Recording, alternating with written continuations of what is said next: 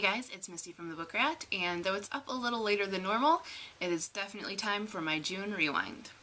Basically, I'm going to take a look back at what I read in June and give it a quick thumbs up, thumbs down rating, and tell you a little bit about why.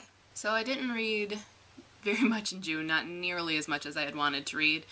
And June always seems to work out for me that way. Partly it's just that it's always busy and it's just harder to find time, and there's always so much going on and all that stuff, but also I wasn't necessarily in a slump because I did want to read, but I was still having trouble picking things up or finishing them. I think I was just ready for a shift, you know? I think that had I been just reading whatever I wanted and going maybe with more of my stack of 5 choices that were all those like Funk Breaker Kickstarter books, then I probably would have flown through a lot of things, but as it was, even though I liked most of what I ended up reading, I just wasn't feeling that need to kick up the pace and push through, so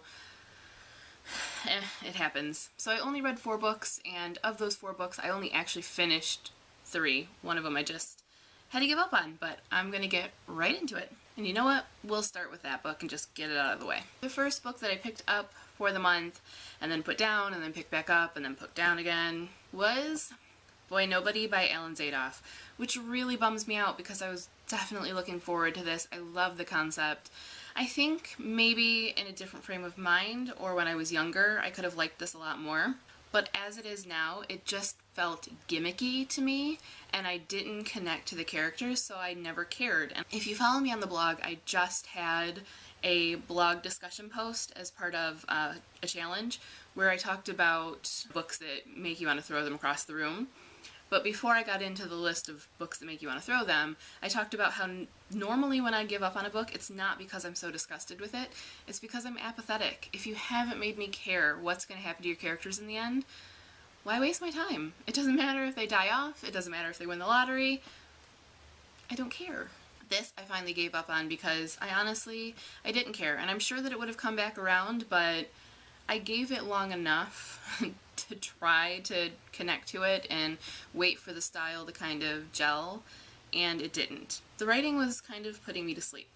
It's not that it's boring, it's not a boring story or necessarily bland writing, but there is this attempt to make the character sound off and disconnected, which potentially I could really like, but the way that Zadoff did that was to make everything sound very flat and monotone. The sentence structure is very, very similar. So you don't have like the peaks and valleys, you don't have natural conversational style sentences, you know, where we have some really short staccato sentences and then we have some that are really long and convoluted, and you're given that variety to kind of keep you interested. With this, everything was very short and very staccato, and I get what he was trying to do, but what it actually did was just sort of started lulling my brain, you know, like counting sheep. Like you get that sameness going, and eventually you're just like, maybe that would have come around in the end and his narration would have been livened up as he sort of connects to his human side, if he connects to that, you know, piece of him. I really don't know, because I wasn't able to get there, because every time I'd pick it up it would just start making me fall asleep, which books don't do. I'm not someone that falls asleep, you know, reading at night. Part of the reason I shouldn't read at night is because it will keep me up all night. I had to give up because it was becoming a time suck. The other thing was his dudeness. And I don't want to go too much into this, but it crossed the line into cliche hormonal boy, you know? The first time he meets what I'm assuming was going to be his love interest, or at least someone to make him question the decisions that he's making and his part in this whole assassin thing. Of course, the description of her is that she's gorgeous and exotic and has giant boobs for however old she is. 14, 13, I don't know. And it was just like, really? I'm not saying that she can't have giant boobs at 13 or 14. Lord knows I did. I'm just saying, can we represent her as more than that? And yeah, I get that there was trying to make her this, you know, very smart, very passionate person, but just every time that she entered the story, just the sort of panty, howly, auga thing, it just kind of made me snarl. And not even from like a sexism, feminist standpoint, but like just the laziness in that and the cliche in that, it just seemed like a cop-out. It seemed like an easy way out, and when you combined that sort of stock character, typical, of course, type of quality with the sort of choppy sameness of the writing, they just sort of combined to make me say, okay, this isn't the book for me. Young boys will probably like it. I might have even liked it when I was a young girl, but as an adult and as someone who picks up on things more and analyzes things more, it just really didn't work for me. But despite all that, I still would have plowed through, except I just didn't care. I didn't connect to the character. I didn't see that changing soon enough or on a grand enough scale for me to ever feel emotionally invested. So I just had to give up, and that one will be going in a giveaway box. I think I sort of forced myself through that for the first 5 days of June, because I was waiting for the stack of 5 voting to end so that I could read something enjoyable. So as I was reading that, it kind of felt like penance and like I just had to get through and do my time. But once I had put it down, I did pick up the stack of 5 winner, which was Hex Hall by Rachel Hawkins. Now there is a full review of this up, so you can check that out here and, you know, see me go much more into detail than I'm going to here. But for those of you that don't want to skip over or just want, you know, the quick whatnot, definitely a thumbs up. The style is super fun and engaging. I love how inviting it sort of is. You know, it makes you want to read the book, it makes you want to flip the pages and get to know these characters.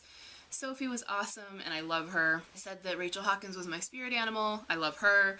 So I think she is now firmly on my list of funk breaker authors for when I am feeling in the need of a shake-up. Purely enjoyable. Highly recommended, especially for summer reading or if you yourself are in a funk. After that, I picked up A Matter of Days by Amber Kaiser, but that is currently with a friend, so I pre-recorded my thoughts on that, and here they are. So basically, big thumbs up, really enjoyed this. There was a little bit of a rushed feel to the end. Things started happening much quicker and with a little less depth than the rest of the story, kind of like a final push to just finish rather than filling it out the way the rest of the story had been. Despite that, loved it throughout. It is a post-apocalyptic story with hardly any survivors, and I thought that Amber Kaiser did a really good job of capturing the sort of aloneness, you know, that feeling of just isolation and emptiness, and both the freedom and scariness that that would entail. I thought she also dealt really well with the interactions with other survivors, because in a scenario like that, it's going to bring out the best in some people and it's going to bring out the absolute worst that humanity has to offer, and she really was able to show that and make it very fraught with tension and very sort of edge of your seat and compelling. I think the highest compliment I can pay to a book is whether I have a physical reaction to it. If your heart races, if you sit on the edge of your seat, if you gasp, you know, if you laugh out loud, if it's a funny book, anything like that means you're really invested. The author is doing their job the way they should be. And I think Amber Kaiser absolutely was. It made me feel tense, it made me feel anxious, and that is exactly what you'd want from something like this. There was real danger and there were real consequences, and I think that that is crucial in something like this. Highly recommended, definite thumbs up. I interviewed Amber and we talked a bit about the end of the world and survival scenarios and plagues and contagions and lots of cool disturbing stuff. So if you want to check that out, clickety click. And I only read one more book in the entirety of June, and it was Itty Bitty. There Must Be Murder by Margaret C. Sullivan. This is a Jane Austen retelling, or continuation I guess, of Northanger Abbey. Basically this very trim story follows Catherine and Henry back to Bath. They have been married for about a year and they're going on this little vacation of sorts, I suppose. And of course, Catherine gets wind of something that is a little gothic murdery, you know, just like in Northanger Abbey. There's a mystery afoot, and she finds herself in the thick of it. I definitely did like this. It gets a thumbs up. It's a very short and quick moving, just kind of little romp. It's not meant to be this long, drawn out, and really developed story. It's just this little sort of slice of life thing. That being said, it was wrapped up a little too quickly in the end for me. I think the mystery was sort of just brushed off a little too easily for me. But that was really its only drawback, and it wasn't a huge drawback. I don't want to, give it away, so I'm not going to go more into that, but I just would have liked it to see it dwelt on just a little bit more. Just some more acknowledgement of the scenario, or a little more discussion between the two.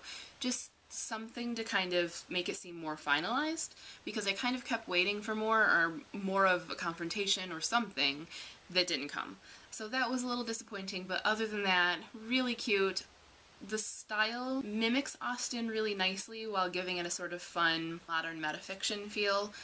I think that Margaret really gets the characters of Catherine and Henry and represents them well. I like how she sort of furthered other characters' storylines, and if you're an Austenite, if you've read Northanger Abbey, it's certainly worth picking up. If you haven't read Northanger Abbey, it probably won't make a lick of sense to you, so I'd say skip it or put it on hold until you have read Northanger Abbey, but definitely worth it. And I will be talking about it more in Austen in August. That was my very small reading pile from June. Let me know what you think of the books I read in the comments. And of course, check out what I'm going to be reading this month in my July TBR. Links to all of the books and the videos and interviews and things like that mentioned can be found below. And until next time, that's all for me. Happy reading!